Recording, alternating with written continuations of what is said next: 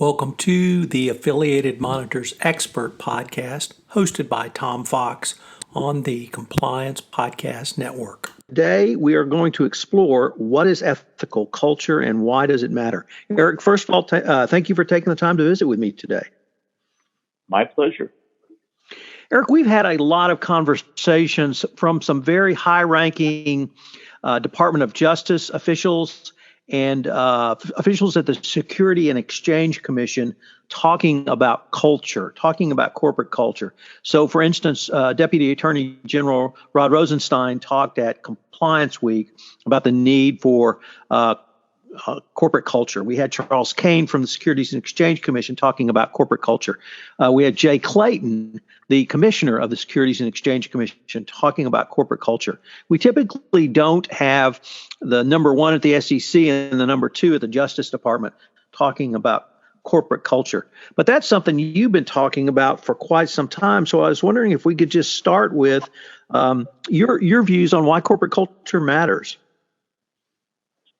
Sure. I think to understand why government officials and enforcement are starting to talk more about culture, you got to ask the question, what is it? And I'm an old career auditor, and I used to hear the term culture and think it was some kind of a social science concept that you couldn't measure. And so I didn't pay it much attention. As I started doing the kind of work I do now, which is monitoring and going into companies and assessing their ethics and compliance, it became pretty clear that culture is everything.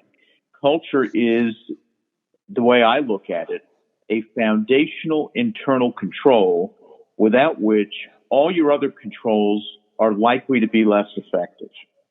What that generally means is this. Culture is the way things really work within an organization, within a company. You can have all kinds of rules and regulations and policies and procedures, but the real behavior of employees and organizations throughout a company, that is culture. That is the way things work. Typically, it's reflective of the core values of the company. But that's only if the company spends the time and effort and know-how to operationalize those core values throughout the organization. Eric, many of the people that both you and I work with are multinational organizations. And as difficult as it may be to find one culture in the United States, it's going to be exponentially more difficult to have one culture across an international organization, even if that organization has an English-only language policy.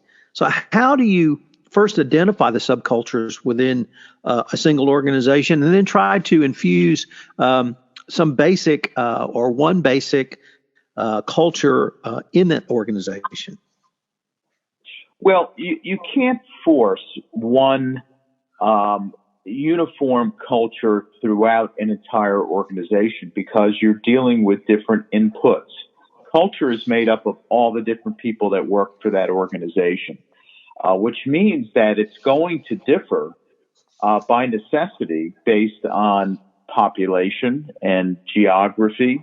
If you're dealing with even parts of a company in various cities in the United States will have different cultures, never mind operating in various parts of the world. That's going to impact how people look at things, how they behave, how they view the rules in their company and the need to comply. And that really is the linkage between culture and compliance, is that it drives ethical behavior. Also, every employee that you hire, every merger and acquisition that you might have that brings another culture into your organization has the tendency to change it. And you want to have a change for the better, not the worse. You want to bring in a culture that is positive, a culture that is committed to integrity and ethics. That's why M&A due diligence is so critical.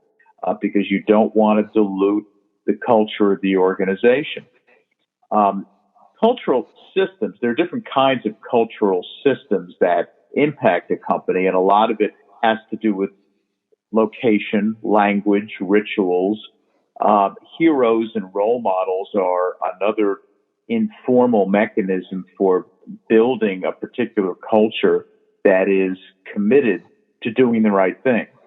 And although you have subcultures throughout an organization and throughout the world within your single company, the key is to have some overarching key themes of that culture being consistent with the core values. Things like integrity, ethical behavior, serving your customers and stakeholders, speaking up. Having a speak up culture is a critical aspect of having a strong ethical culture. But then you also have formal cultural systems and processes which also impact culture. Things like your hiring process and who you hire and how you do it, how you train people, what the performance management systems are like, and whether they're consistent with the culture and incentivizing the right kind of behavior. And do you hold people accountable for building that culture? Interestingly, though, people always talk about tone at the top. That implies that there's a need to ensure the right kind of culture in the organization. But tone at the top is no longer enough. And kind of underscoring some of the enforcement chatter lately about culture is a belief that tone at the top is not enough. You have to have tone at the top, mood in the middle, and buzz at the bottom of the organization. Because people in a company are influenced more greatly by their immediate managers in small groups than they are by a kind of a faceless CEO that might be 5,000 miles away. Eric, how do you, we'll get into some of the assessments Affiliated Monitors does in a later episode, but is it, when you go into a company, is it clear to you, or is it obvious when a company has not aligned the espoused culture with the core values at the bottom of the organization?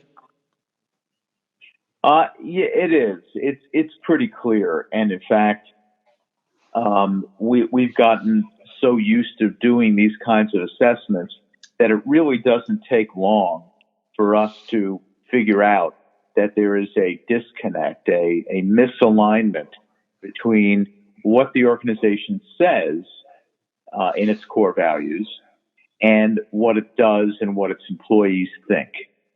And critical in that, and we'll get into that later when we talk about assessment, it's very simple.